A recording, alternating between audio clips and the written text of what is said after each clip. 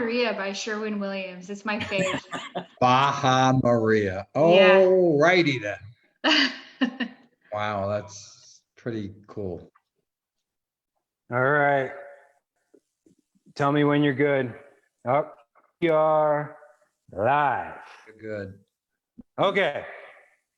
Here we are today with episode 69, Pops, your age. No, I'm younger. Finally. We have a special Dave and Dave show today, aptly named the Corona Kings and Queens of Urban Nest. So I want to give you a little background before we introduce everybody. I am in a coaching group, and one of my mentors, Garrett White, when this all started, he reframed how to look at the experience and the crisis and what we're going through right now. And he aptly reminded us that in Spanish, the name Corona, la Corona, means the crown, meant for the way that the virus has under a microscope these crown-like spikes. And if you watch any TV, it's meant to scare the hell out of you. They show you the virus, la Corona. And he said, wait a minute, this is more of an opportunity in the darkest time. And this is something that's also probably maybe Azim you're aware of, I don't know, Mike, especially in scripture. I'm not the most versed in the Bible. In the darkest times, that's when the light needs to shine the brightest. And literally putting on the crown during the darkest times and letting it glow in the night is how he framed this perspective for us. And I analyzing this and then thinking about the agents at our company who have stood up and have rise to the occasion and not let it make them contract and hide. So we are starting this Corona Kings and Queens today, and we're going to continue it on for however long it takes. And the whole point is for our agents and agents throughout the valley and throughout the country to be able to share in the wins of all of us, because sometimes all we need to do is remember that what we're capable of and get permission to go out there and succeed. And seeing other people succeed sometimes is what we need, is permission to go. So without further ado, let's introduce everybody. I'll start with you, Pops. I am the Corona Tigers. That's that. I worked in Corona, Queens, as the 5 years, and they were called Corona.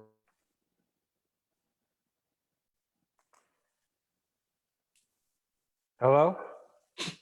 A new one. He got too far from his box. I thought I was the frozen one. It's him. Okay. You're freezing, Pops. No, I don't think so. The rest of us heard me, except for you. No, you Okay. froze. Oh, did I freeze? Yeah, you froze. Oh, okay. Get closer to that little box in the. So no, say it again. So the Corona, the Corona, you were original Corona King because you were a firefighter in Corona, Queens, right? Yes, and they were called the Corona Tigers, and the Italian ice was called the Ice King, Corona Ice King. So they figured that out for a long time speaking. But also the owner broker with you of Urban Nest Realty for the general public. If you couldn't tell already, he is the older brother of the two of us. Just kidding, he's my father. So guys, I'm gonna ask you questions. I'm not gonna jump too much yet into your stories, but just introduce yourself, how long you've been doing it, what kind of business you've done in the past and compared to what you're doing now, and we'll jump in. Azim. It's like, who's first? All right. So yeah, guys, my name's Azim Jessa. I've been with Urban Nest for about 12 years, maybe 11 years. I don't know. Oh, sorry, real estate for about 12 years. Urban Nest for 8-ish, 9-ish. I was, I don't know, number 8 or so when we opened the Summerlin location, the original location. 7. You were the 7th agent to join. Yep. Number 7, lucky number 7. Yeah, my wife was in real estate first, got me sucked in because she got so busy with referrals during the short sale time, the last big recession, and loving every minute of it since. Beautiful. Miss Jessica Berney. Hi, I'm Jessica, and I've actually been doing real estate for almost 19 years now. I never took it super serious until about 5 years ago when I joined your brokerage, and I reconnected with Dave Tina Sr. I used to see him all the time out in the field, and I kind of sheepishly like went into the office and I was like, "Do you remember me?" And he was like, "Oh my God, Jessica, of course I do. When are you going to come and work with me?" And I felt extremely special. And then there was like no question about it. I was there at Urban Nest, and I've just been riding the wave ever since. So Beautiful. Mr. Michael Burr. How you doing? Excellent day, my friend. So I basically have, in Las Vegas, 3 years experience in real estate now. I did do it in Philadelphia before in my 20s, mostly first for investment purposes. I wanted to buy properties and rent them out. But before I started real estate in Las Vegas, I owned a mapping company where I traveled the world. I mapped out roads, points of interest, sort of think Google Maps. So that was very interesting, seeing the world, seeing real estate around the world. I've always been intrigued by real estate from an investment point and also a wealth building point. So for like 10 years, I started my own company, and I would work in a room all day long, sort of like what's going on with coronavirus now. I loved it for 5 years because before that, I worked for a software company where I managed people for 10 years. And after 10 years of managing people, you kind of get burned out and you're ready to do your own thing. So I did my own thing, but towards the end of the 10 years, I kind of missed being with people. So I said to myself, why not get back into real estate? I also know one of our mutual friends, Ben, who was my good friend. He was doing real estate and doing well in it. So I was always intrigued by what he was doing. And sort of, he's sort of like a mentor to me. He told me about the Brian Buffini method and stuff like that. So I started getting into real estate and I started following that to a T. And here we are, and we're here now. And also, my wife got pregnant, and traveling was probably kind of going to be out of it too. So I want to find something more local. And the way you came to the Nest was between Ben Correa, who is a rock star, and also Fung. I knew Jim Fung I was at Keller Williams for a year. And I got to say, it was a good experience because, one of the classes they had was Ignite. And I got to meet Jim Fung, Denise Klein, Georgia, a whole bunch of people. You got to meet a different agent every day, and different agents taught you how they did their business. And each agent was totally different, even though they were under the umbrella of KW at the time.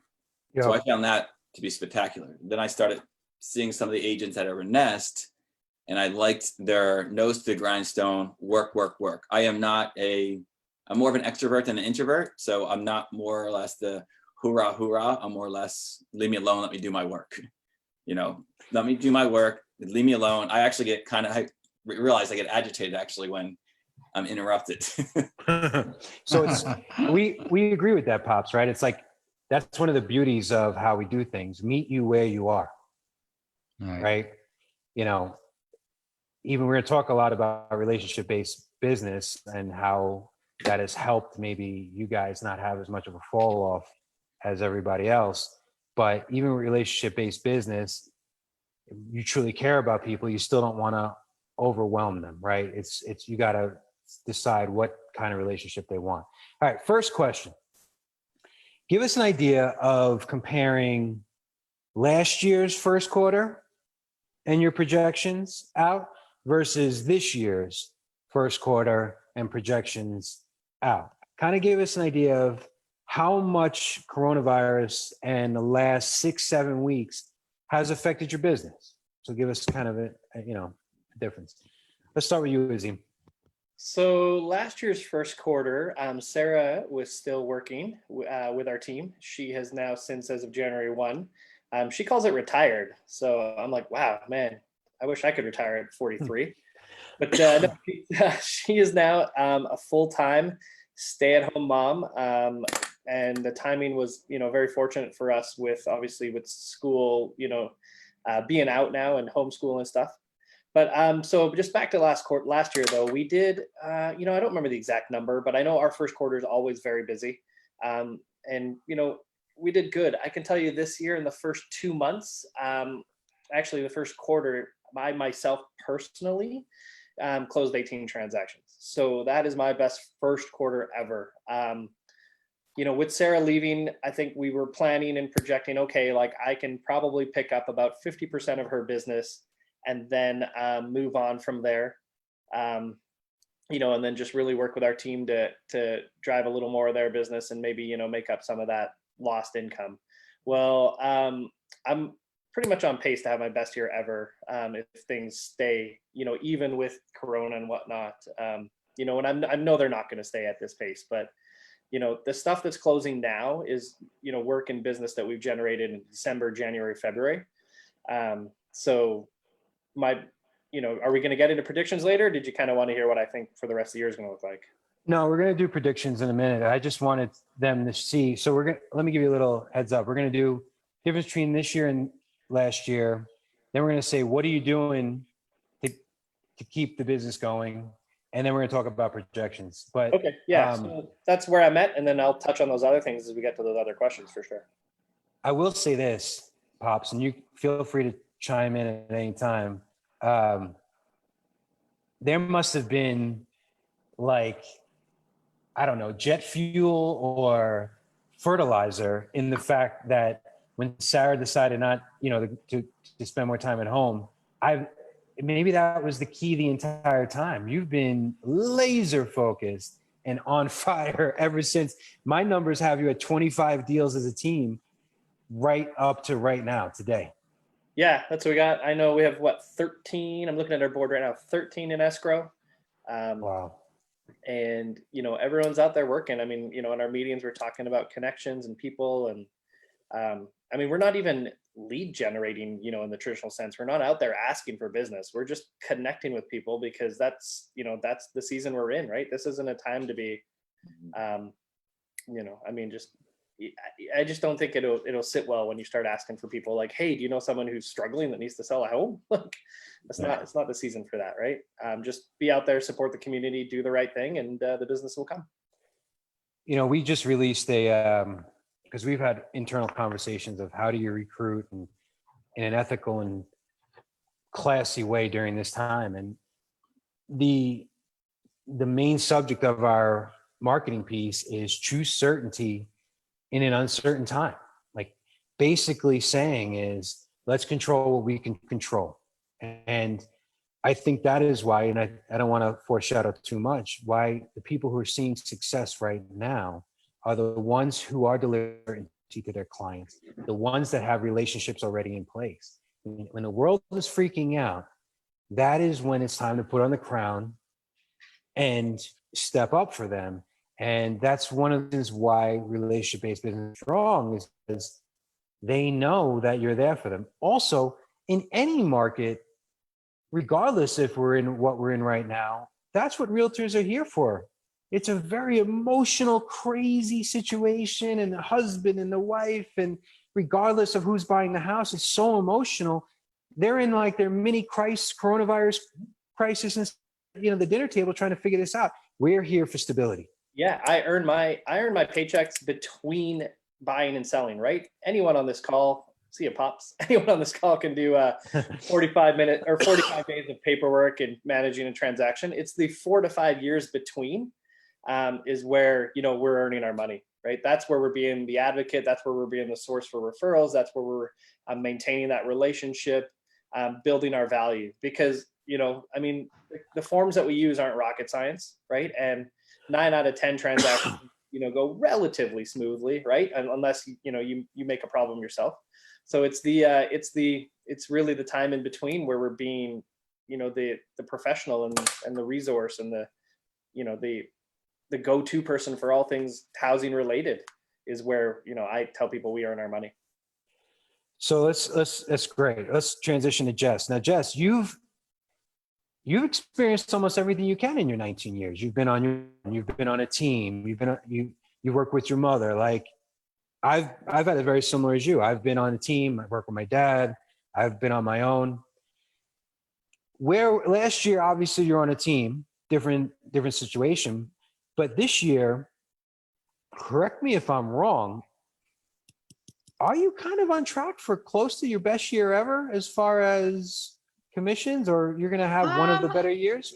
I'm probably going to have one of the better years. I was relationship based when I was on the team, but was supplemented by having really wonderful leads. Very thankful for that. And I've had to adjust my business accordingly because I am not investing money into leads. I am investing money into my sphere of influence and really coming back to just, like Azim said, being there for my clients who are my friends, essentially. They are more than clients to me. And I've invested in them. I've cried with them. I'm a very emotional person. And I'm just showing up for them. And as Azim said, I'm not showing up for them like, hey, you should sell your house with me. I'm showing up for them, like holding space for them. Like if they're going through a hard time, I am going to hold space for them, and I'm going to allow them to do whatever they have to do. And if there's a way for me to help them, I will. I absolutely love that. What? You couldn't have. This is my king crown. I went and found it when Azim was thinking I was abandoning him. So I wanted to present my crown to show I am a Corona king. Very fitting. I think you're the Lion King over there. It's hot. So, Michael, Yes. I feel like we're teeing this up for you, right? Ben is one of your friends, and I don't want to put words in your mouth. Mentors.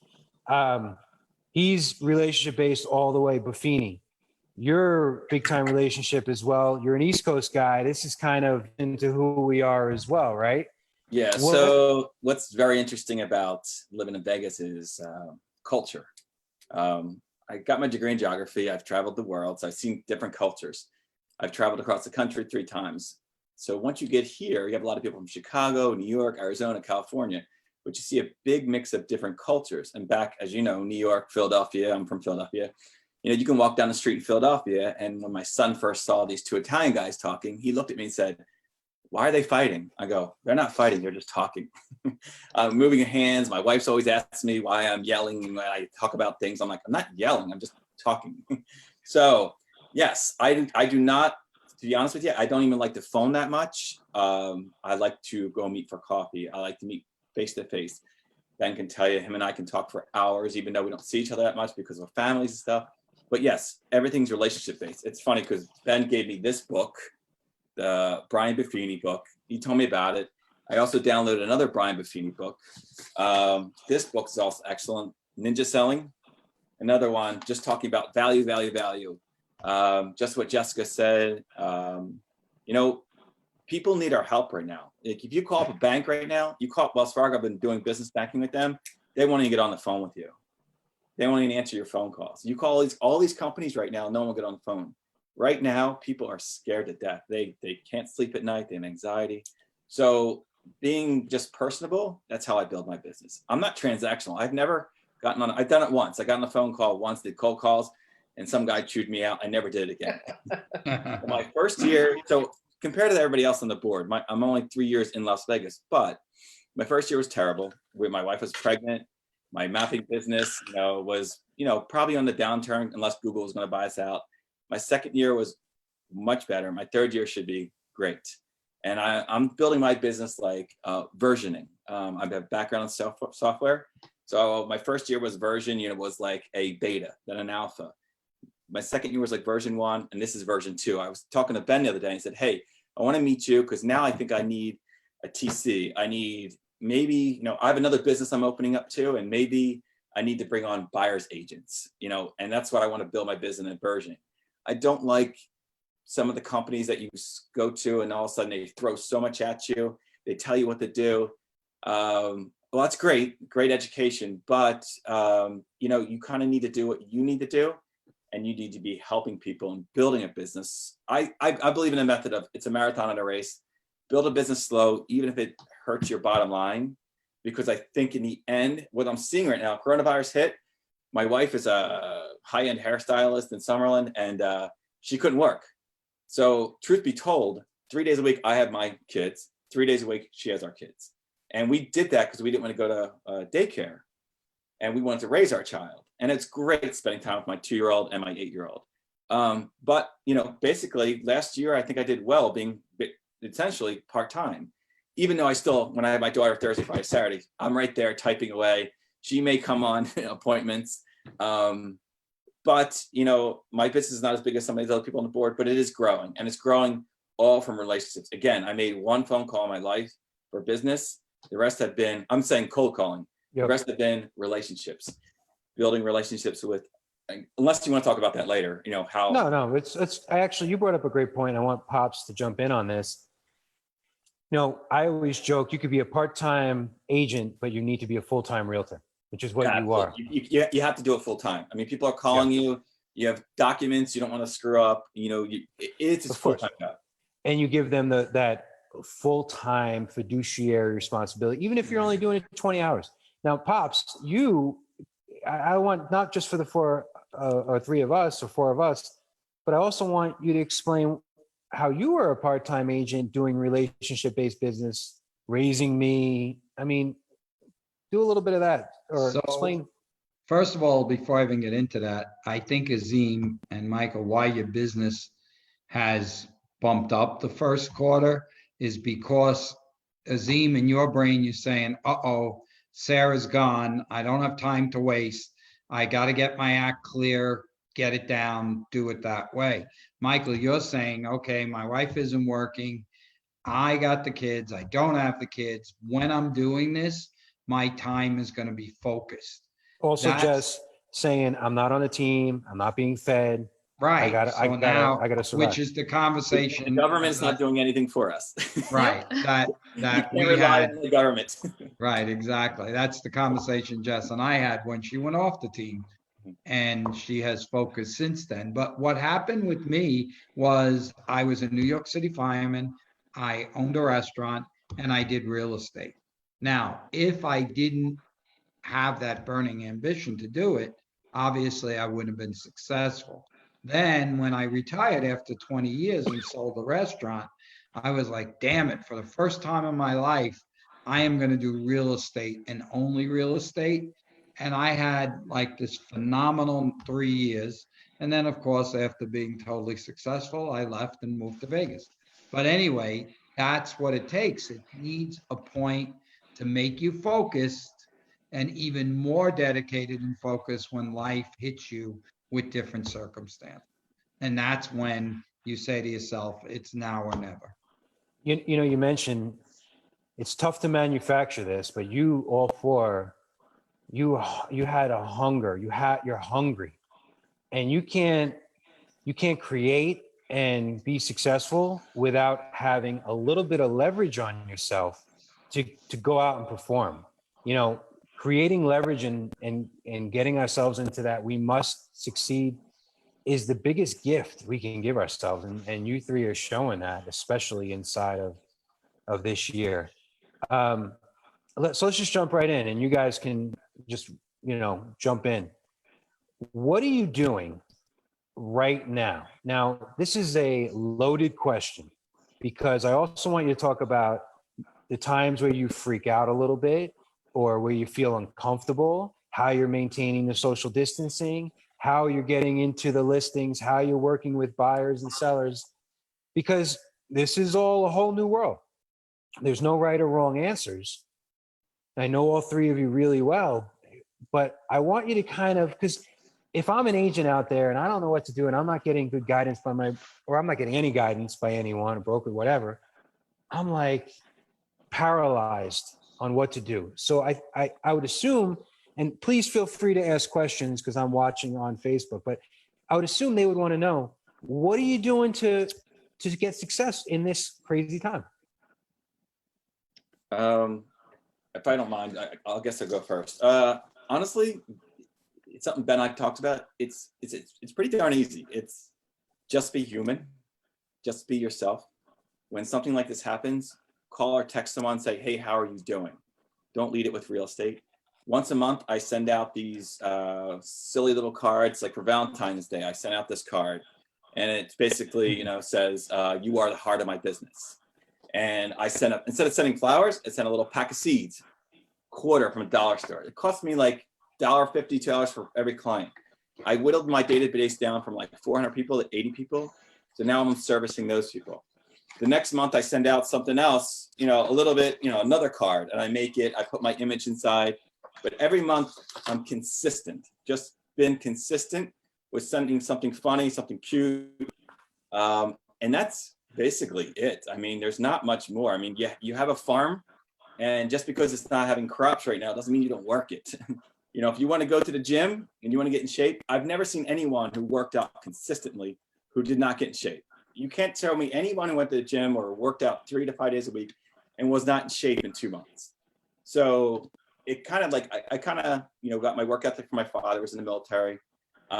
He got up every day with 5 kids, went to work, hardly ever saw him.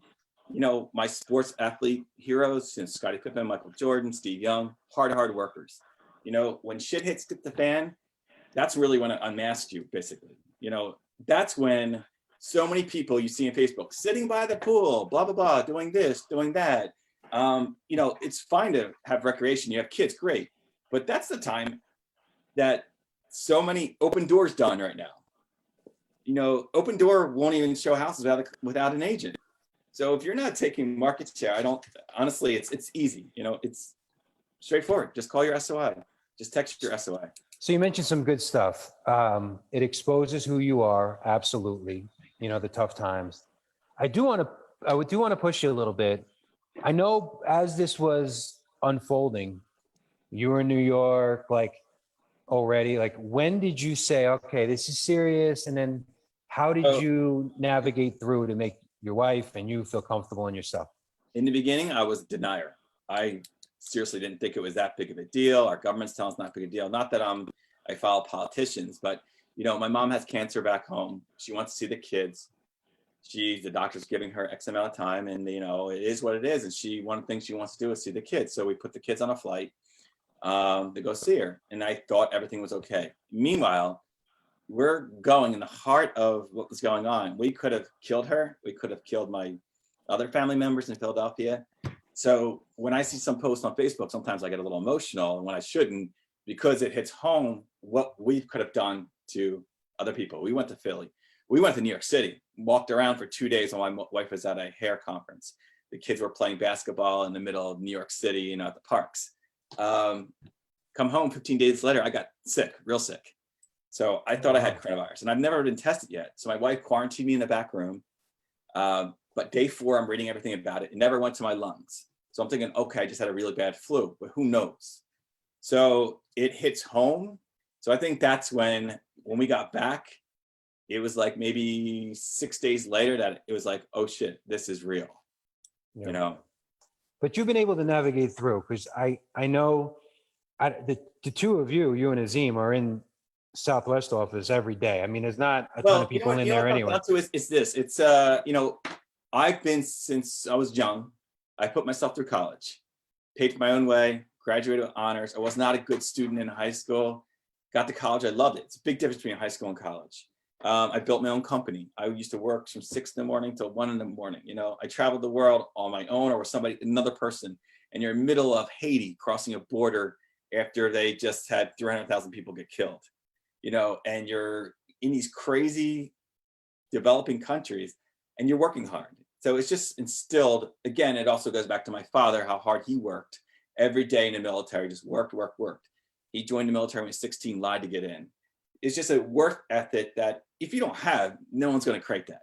You can make all the posts you want about being an entrepreneur, But if you're not working, you're not work.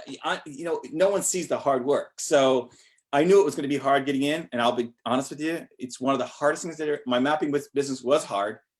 This is really one of the hardest things I've ever done, but I'm seeing it. People actually calling me now without having to reach out.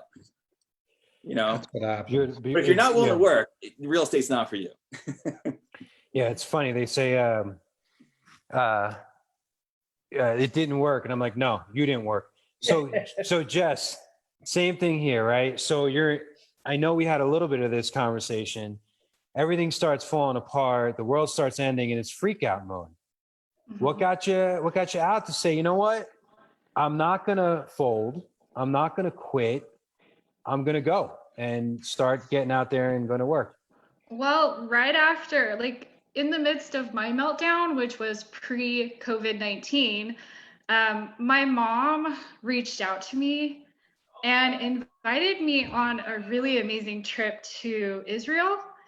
And it like was transformational for me to just go spend time with my mom. And she's my biggest cheerleader, and she just kept saying, Jessica, I look to you for knowledge. Like, you're really smart. You can do this. Like, don't give up on yourself. And Jerusalem's really crazy to drive through. And I was driving a rental car, and I actually got a lot of confidence just doing all the logistics for our trip and realizing like, oh my gosh, I am very confident. I can do this.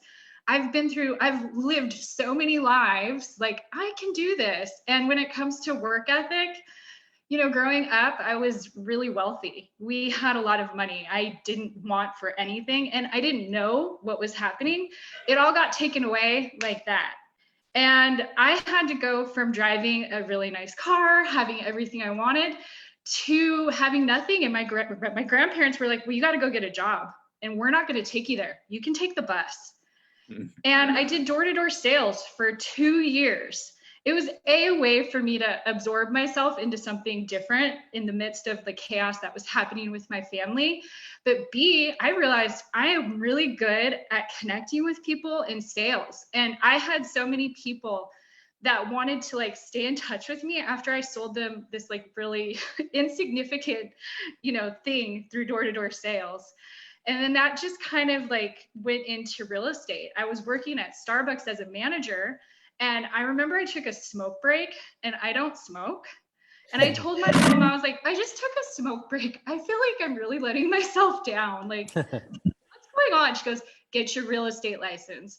I am a third generation realtor. I am happy to say my mom's a realtor, and my grandmother on my dad's side's a realtor. And I did it begrudgingly. And, it's just been a wild ride ever since.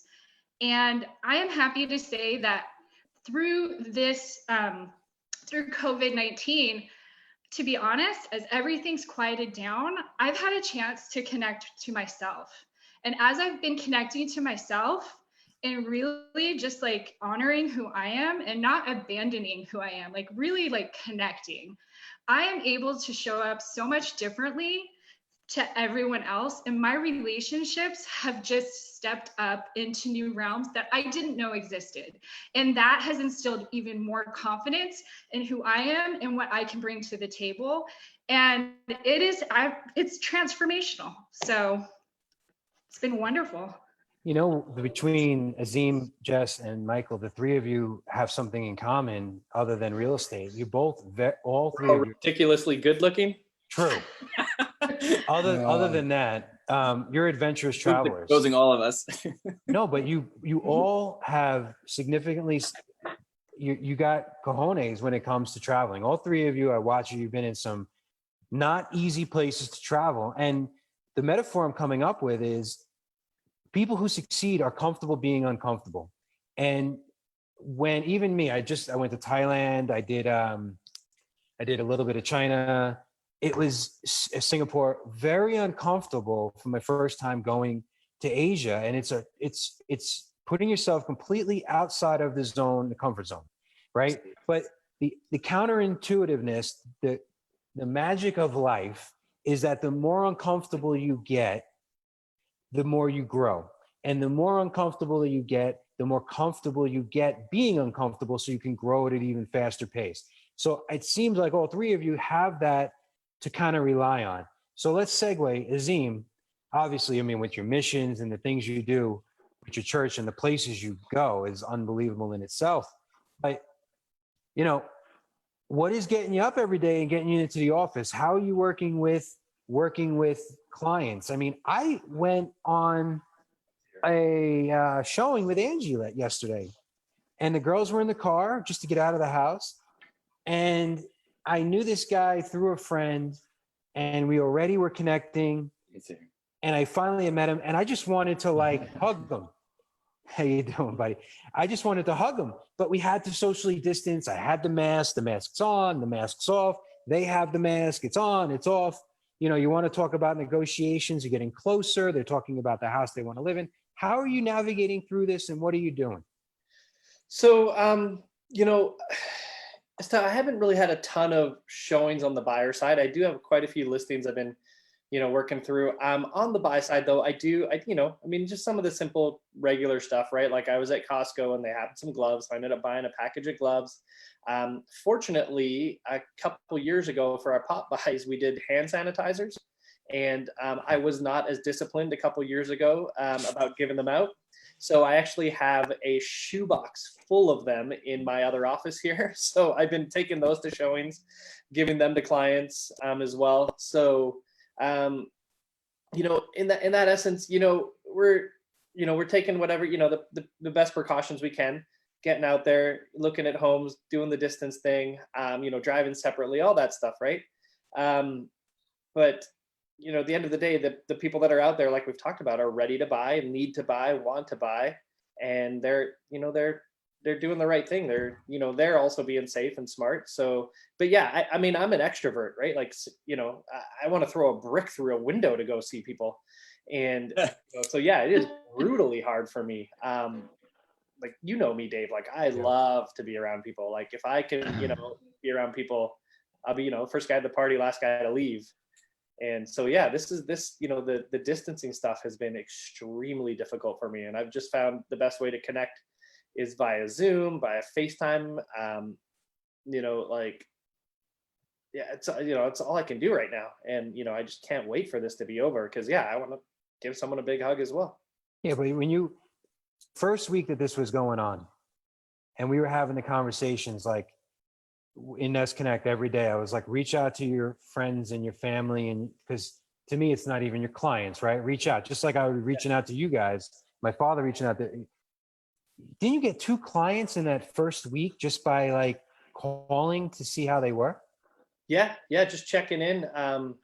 And yeah, right away, right off the bat, like, hey, you know what? My tenant's about to move out. I need to list my place. Another one was like, oh, I had some Airbnbs, which, you know, like the HOA found out and I can't do that anymore. So I need to and so, yeah, you know, and it was just a checking in on them because I know, you know, just that's all we can do right now. I mean, that's, you know, like I said before, you know, it's not the time to be, you know, hey, who do you know that's in trouble? Give me their number. I need to sell their house. It's, hey, can I help you? You know, even people that are recently closed, right? Like I have a casino guy, works in the warehouse at Mandalay Bay, just closed on his home literally a month before this all went down. And I know he's out of work. So, you know, hey, how are you doing? You know, what's going on? And, you know, just support them. So we've been talking a lot about planting a seed. You know, I get on so many Zoom calls outside of the real estate industry and with coaching and things like that. And we go through each one of our industries and it's like, all right, how are things going with you? What percentage are you down in your business and what's going on? Are you essential? Are you not essential? Remember those conversations? And I was on it was a drinking night, a Scotch night with like 10 of my buddies. And it was my turn. And I was like, unbelievably, people are still buying and selling. And this was weeks ago when before we had the calls to like get back to work, when everyone it was more uncertainty. It was the height of uncertainty. And I was like, yeah, people have to buy and sell. You know, it's a shame. It's probably warranted for 80 to 90% of realtors. But, you know, the first thought from a lot of people is, of course, realtors are marketing in this pandemic, right? But when I started explaining why people were buying and selling, from talking to you, Azim, especially, because I remember one of your first clients was someone who was moving to Texas to finish up a nursing thing. And I My was talking- hairdresser, for God's sakes. exactly. 20 We could- years she's cut my hair. She's We leaving. could tell. We could tell. Look at that bush. Don't Sarah did it worry. the other day. She did pretty good. Don't worry, yours is going to be losing, so don't worry. Oh God. So we started having the conversation and I was like, wait a minute. Most people don't realize that people are buying and selling. So just by people hearing that, they're like, all right, I'm uncertain, but I needed to buy and sell. Maybe I could do this. And then we started coming out with, this is what it can look like. Because it's like, you can write list after list. You could be on the phone explaining how the process works. But if you start showing them what it looks like, then more certainty comes into play. I mentioned my chiropractor. I don't know if you use her, Michael. I know Ben referred it to me, Dr. Kwan. And she did a video and sent it out to me and all of her clients. Like, we want you to come back. I'd love to get adjusted right now just to give you, worked out. And I'm thinking, like, why would I go back to the chiropractor? I'm going to lay on the bed that 50 people that day have laid on. This is probably the worst case scenario. Well, she did a video of exactly how it was going to be. You sit in your car, we call you, you come in, everything's sanitized. She showed how she had the saran wrap type thing and it went over.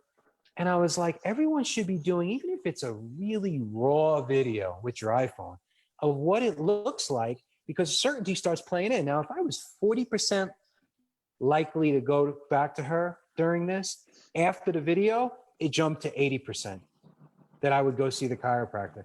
So I think that's one of the things that you guys are doing a good job of, is you're making them feel a higher level of certainty that A, people are still buying and selling for the right reasons. We're not here to just make money off of you.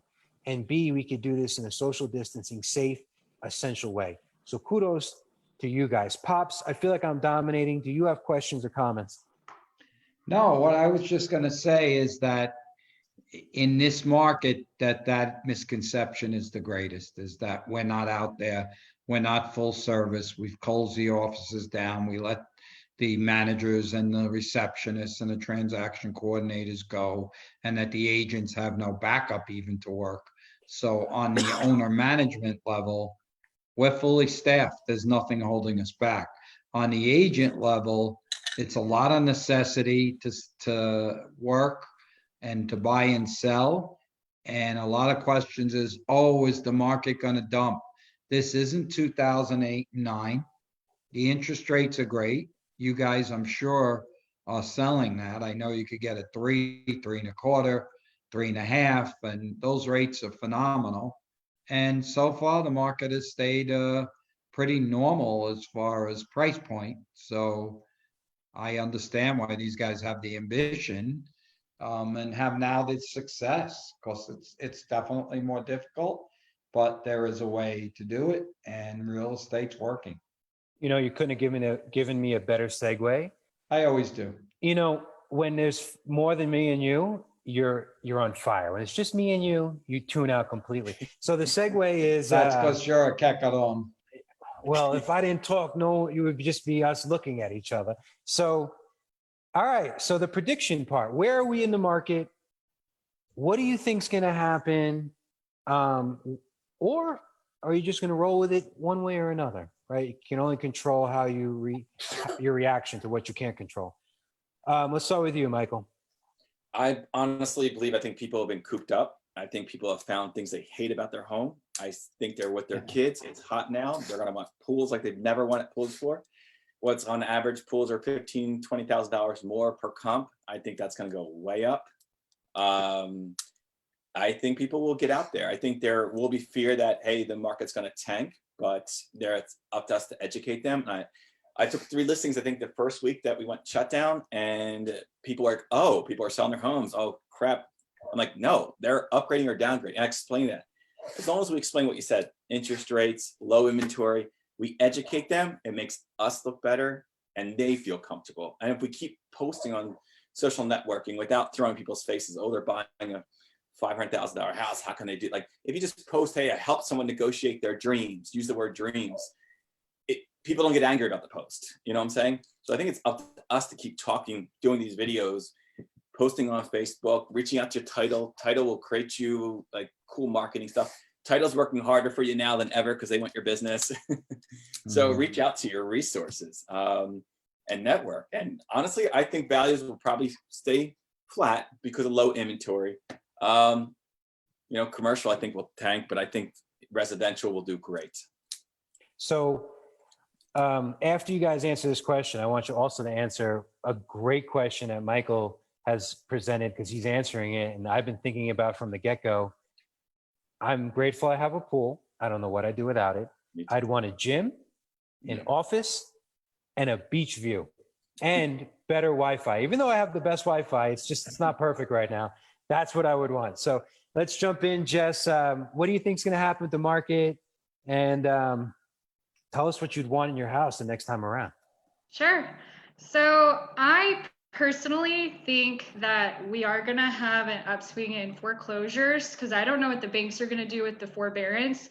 Not many people can pay that 3 months lump sum that they're getting a reprieve from right now, plus what is owed for, the ongoing future. And I do think it's going to affect, people that work on the strip. So it's just going to be one of those things. Nobody has given us a roadmap on what that looks like. I do have a roadmap though, because I was able to get through 2008.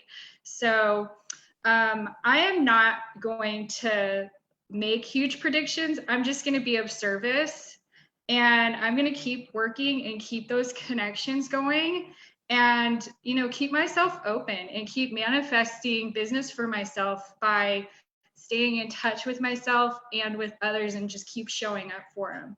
And in regards to what I'd like for myself in a house, it is becoming more important than ever. And yeah, I agree with Michael. Commercial is not going to be as important. And I think it's going to look really grim, because more and more people are realizing, especially like businesses, that their overhead could be so low by having people work from home. And they're proving that people are actually more productive working at home. Childcare is easier. So housing is going to be more important than ever, because now it doubles as office. And for me, it's really important to have really pretty things. So I like having things from around the world that I purchased when I was there. So I often pick things up and hold them, and it takes me back to where I was. And I like having fresh flowers. This is new. I didn't realize how much I enjoy it, but I really like having fresh flowers in my house. And I love listening to music. So I'll take breaks. I've been doing time blocking. It was offered out as a solution for my inability to sit still and work. And I just recently decided to put it into use. There's a really great podcast called The Angry Therapist, and he gives you these doses of really easy ways to deal with your emotions. And one of the podcasts that I listened to recently, I wrote it down for everybody.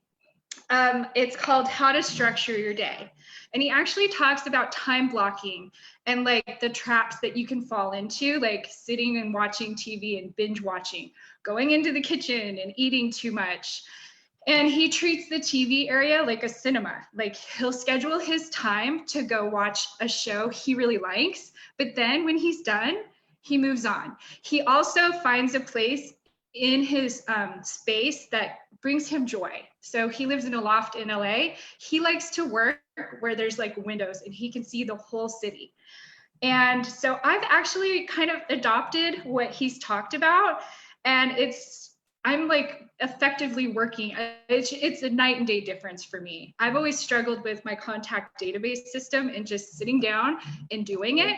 And that is changing. And that's because I've been really, really trying to learn and take time to, figure it out. So, and I'll list the podcasts I've been listening to that have helped me. What I love is my coach calls it sedating, right? And we all sedate, whether it's binge watching, or some people even sedate working out, right? They make it an obsession. And he said, it's okay to sedate as long as it's scheduled sedation, right? And I think that's what you're figuring out. It's easy to schedule time blocking work and things like that, but it's how do I schedule just my enjoyment of just turning it off and watching garbage or whatever, and just saying fully get there and saying, okay, I could do it, but it's only an hour, right? So I love that. Great Great share. All right, Mr. Jessa, predictions. You're the one who brought this up, my friend, and then I want to hear about your dream environment if we have another pandemic. All right, sorry. Say that about my what environment? It cut out for a second. First was the predictions, Yeah. and then the second was your dream environment if we ever have another pandemic. All right. So predictions. I think that the fall is going to be like honest to goodness real recession once we start opening back up in June, July, let's say, right? And our state gets going to whatever capacity it's going to get to, right? It's not going to be February's tourism. It's not going to be last fall's tourism. It's going to be whatever number that the public feels safe traveling. And if, you know what, if there's some sort of treatment or cure or prevention, great. That'll be awesome. And I seriously hope there is. But I think once businesses open up and recognize they're not as busy, especially the tourism-based ones or some of the service businesses, I think they're going to lay some people off, and there's going to be, you know, a legit recession at that point. So that's what I see right now, short term, you know. But I've used the term muscle memory, and I really hope our economy has muscle memory. But it's all based on how safe people feel. And, you know, at this point, I've heard, you know, there's anywhere from 5 to 25% of people in different parts of this country have been exposed to the virus. And some people look at that as a celebration. Look how few people have got sick. Well, you know, I also challenge you to look at it conversely and look how many people have not yet been exposed. And so, you know, at some point, those people need or will get exposed. And, you know, until we get to that point where we're going to be on this, you know, we're not going to be in fifth gear, we're going to be in first or second gear. So that being said, my dream environment, that's a tough one. I've never, you know, honestly, I've just, you know, like Jessica, you know, time block's a big thing for me. Just been working, you know, by my calendar. I'm not super disciplined. You know, like I said, I want to be around people, so it's killing me. The office is empty. So I want, you know, so, you know, in my new home or next home, yeah, I'd love to have maybe an office somewhere to go. We don't have one right now. And, you know, just a place for people to gather at some point. Beautiful. Really all I got.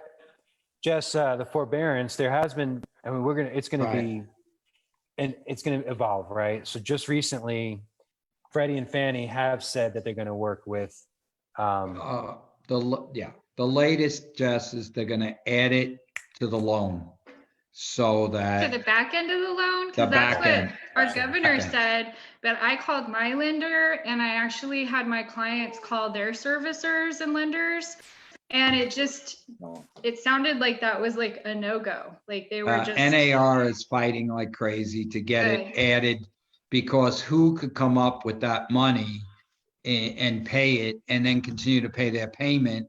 It's not happening. And Dave, if I can, my prediction is the government is going to help us through this.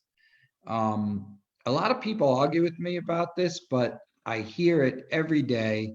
Today, they came out with a drug that they think will help shorten the virus. Yeah. Everyone's saying, oh, it takes a year for the vaccine and 6 months to check it. Now, today, they said they think they'll have a vaccine ready by September. So I do think we're going to have a blip. I don't disagree that there's going to be a blip, but I do think that different than 08 or 09 is there's one item, and that's the virus. And if we could control it in any way, rather making it not life-threatening, or by shortening the time you have it with the vaccine or drugs, that once that happens, the economy is going to soar. I think the one of the things that, regardless of a pandemic, regardless of if we hit a recession and there was no coronavirus, the thing that's different now, that at least in my lifetime, I've never seen before, and I don't think it's ever going to change, is that demand is going to outpace supply probably for the rest of all of our lives, right? You have the 4 L's: land, lumber, labor, legislation. The builders cannot build homes fast enough to even stay with the population growth. That is going to be an issue for the remainder of our lives. And that gives us a fail-safe to a degree. You know, in '08, there was way too many homes for people because everyone was speculating. These houses were empty and it was just flip city. Now it isn't like that. When I don't want to speak for you guys, but when people are selling and buying now, it's generally people selling houses they live in and buying houses they're going to go live in. And that is a much stronger foundation of where we are now compared to where we were. So regardless of what happens in the future, that is going to be the fail-safe. Now, I agree with you, Azim. Eventually you have to pay the piper, regardless of the scenario. But I don't see, hold on. Girls, can you let the dogs out? Gotta love Zoom. So Lily's talking to me, my Westie. So the piper needs to be paid, and you're right. The servicing and things like that. She talks to us. Eventually, that's going to have to be taken care of. So I agree. Now, Pops, I agree with you too. I'm on a, if you don't know Peter Diamandis, or I always screw up his name, Diamandis, I think he's the guy, the X Prize, super intelligent. He's Ray Kurzweil. They're futurists. And I'm on an email with them. And he said, one of the most promising things about this time is we've never had a time in our histories where every single scientist, doctor, and researcher has been working on the same thing at once. So in the past, if it took 4 years to really know if a vaccine works, or it took a year and a half to prove it, that was because they were working on hundreds, if not thousands, if not millions of different things at once. Everyone now is focused on one thing. There's never been a greater collaboration in the medical industry in the history of our lives. So I agree with you, Pops. I think between treatments that prevent people going from bad to on a ventilator, that would be tremendous. The vaccinations, to learning about this. And he made a great perspective point. He said, this may have been the test run of how to get this together and get us prepared for a worse pandemic, right? If you really want to look at perspective, imagine it hit you like Ebola. So it was as contagious as coronavirus, but as deadly as Ebola. When you compare it to that, I look at this as a gift. So great perspective from him. I agree with all of what you're saying. I think the bottom doesn't fall out.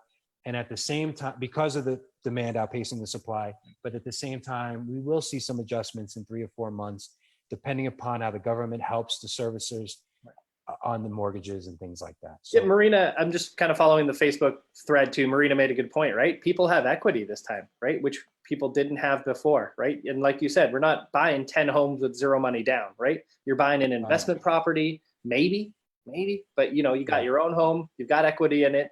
And just like the stock market and just like anything else, you're not losing a penny unless you need to sell, right? So, your house could be worth less than what you paid for it a year from now.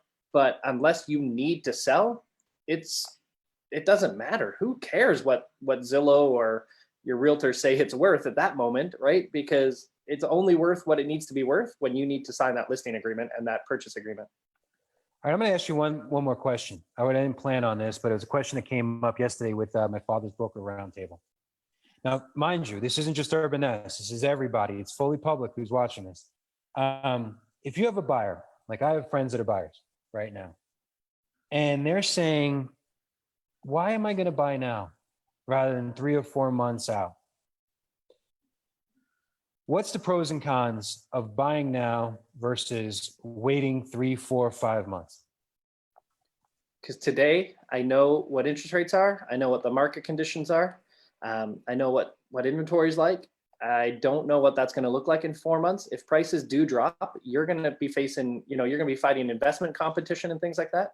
And let's say even we drop 10%, and I'm just magic number, throwing that out there, no rhyme or reason. Your average home is 311,000, or your median home price. So 280, what's your difference in your mortgage payment from 280 to 311, right? Yeah. You're talking, what is that? $20 a month, $25 a month, whatever it is, the $30,000 on your mortgage, it's nothing. It's insignificant at 3.5%, 3.75%. So you can get what you want. You know, you're not going to have a ton of competition right now, but 4 months from now, if we do start to see a decline, I almost said scavengers, so I'll just say it. The scavengers, the vultures are going to come out, and they're going to try to, Wall Street's going to come out, and, we need to keep real estate in Main Street's hands. Also with new homes too, like new home developments are scared. They're offering out lots of new favorable terms, including like our commissions, but also for buyers, like way more opportunities and negotiation. So Didn't you just negotiate a great thing for a client just now? I did. I was able to negotiate almost $100,000 off the price of a property. And it wasn't standing inventory. It's for a to be built property. Wow. And so we just were patient with the builder, and the builder has been patient with us. And we've just stayed in constant communication with moments of like the ability to kind of like take a step back and think, go back to the drawing board. And we've been able to make it work. My clients are very happy. The builder is very happy to be getting rid of a lot that's pretty expensive. So it's a win. Well, let's give context. I hear like a you're like a drum. Well, Dave, while yours wrong, I'm going to just jump in on a statement. Give and context. If any buyer is out there right now, know that if you do not have a realtor, no one's going to get 150 closing costs. That's what a realtor does in the new home situation, besides providing that it goes smoothly. And we as a company have a million contacts with the builders. So please, if you're looking for a new home, make sure you have a realtor involved.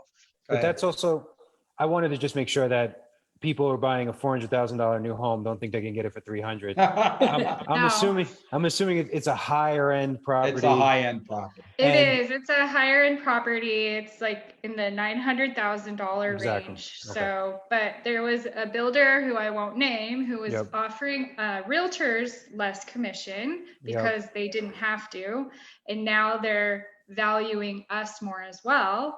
So it feels good. I feel validated a little bit from the new home builder. It's so good to feel like you're needed, especially in the times of tough. But just to continue in that context, higher end.